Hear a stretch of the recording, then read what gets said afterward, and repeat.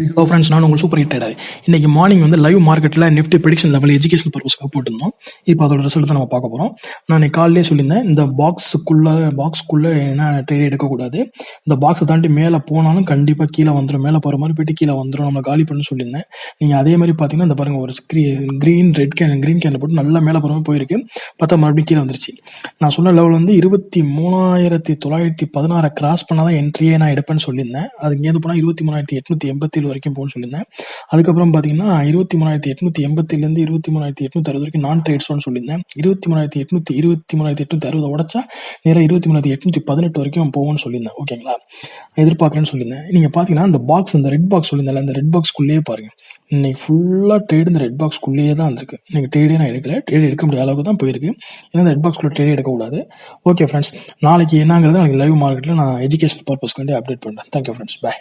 கீழே விழுந்து வேலை வரணும்னு எப்படி? அதாங்க லைஃப். சேலஞ்ச் வேணும்.